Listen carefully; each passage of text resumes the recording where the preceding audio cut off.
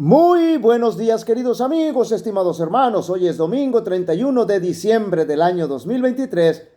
Gracias al Señor hemos llegado al último día de este año y le agradecemos por su cuidado y porque hasta aquí nos ha permitido llegar Él.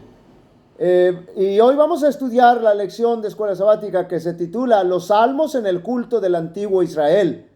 Veamos a continuación una semblanza de la Escritura, es decir, de lo que la Escritura dice respecto a los salmos en las diversas experiencias del pueblo de Dios, del pueblo de Israel. Primer libro de Crónicas, capítulo 16, versos 7 al 9.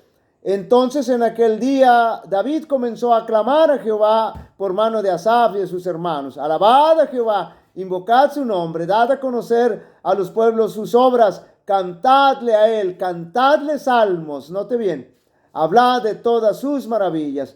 Nehemías capítulo 12, verso 8, y los levitas, Yesua, Binui, Cadmiel, Serabías, Judá, Matanías, que son sus hermanos, oficiaba en los cantos de alabanza, es decir, en los salmos, que con sus hermanos oficiaba en los cantos de alabanza, es decir, con los salmos.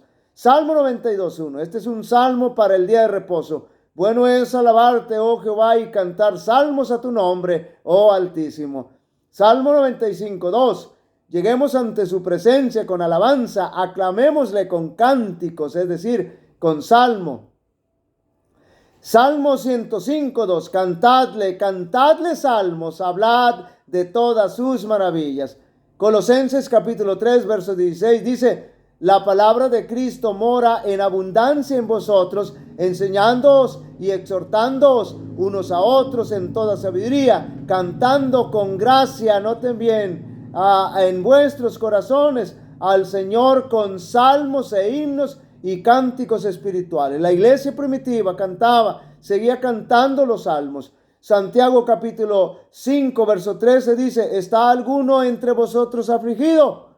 Haga oración. ¿Está alguno alegre? Cante alabanzas, es decir, cante salmos. Como podemos ver, los salmos eran utilizados de manera individual, como devocional, personal o de manera comunitaria en los cultos del templo, de la congregación. Como ya mencionamos ayer en los salmos, que los salmos en hebreo, Tehilim, que significa alabanza, y esa era o es precisamente, note bien, su función o propósito principal, es decir, los salmos son para alabar a Dios, el nombre de Dios.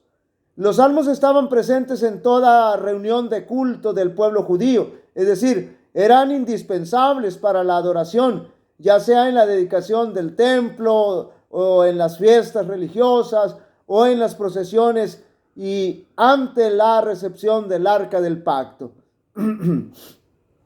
Note bien, Halel, porque se usa el Halel, expresión de júbilo, canto de alabanza a Dios, himno recitado por los israelitas en las grandes solemnidades que comprenden los salmos 113 al 118.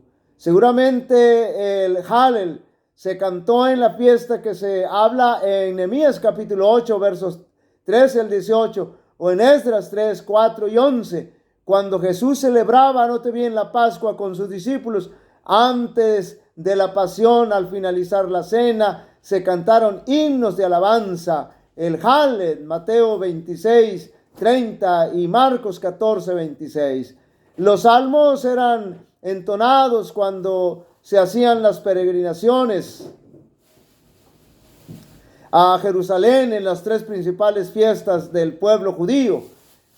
Halel o Halgel, del hebreo alabanza, es una oración judía basada en los salmos bíblicos 113 al 118, que es utilizada como alabanza de agradecimiento y recitada por los judíos en las festividades. Esto es conocido como el Halel egipcio, que se entonó en la celebración de la Pascua antes de ser liberados, y al principio se entonaban cuando comenzaban con la cena, con la Pascua, se entonaban los salmos 113 y 114, y al final de la Pascua se entonaban los salmos 115 al 118.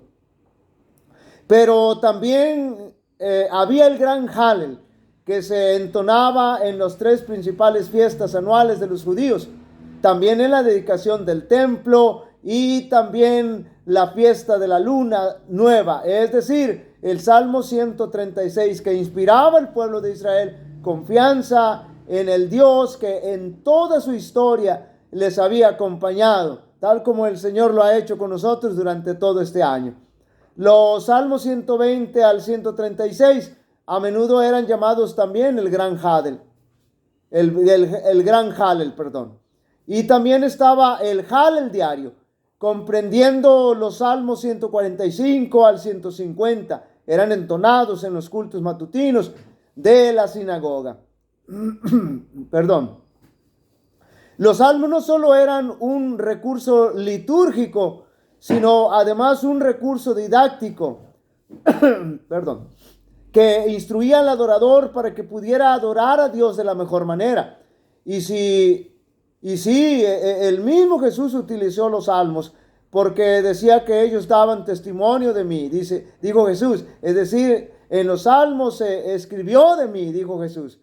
Queridos amigos y hermanos, como hemos visto, los salmos formaban parte importante de la vida litúrgica y de adoración de los cultos del pueblo judío, tanto personales como grupales o comunitarios del pueblo judío, y que en la actualidad también se convierten en pieza importante para nosotros en nuestra adoración al gran Dios Todopoderoso. Jehová te bendiga y te guarde. Jehová haga resplandecer su rostro sobre ti y tenga de ti misericordia. Jehová alce sobre ti su rostro y te dé paz.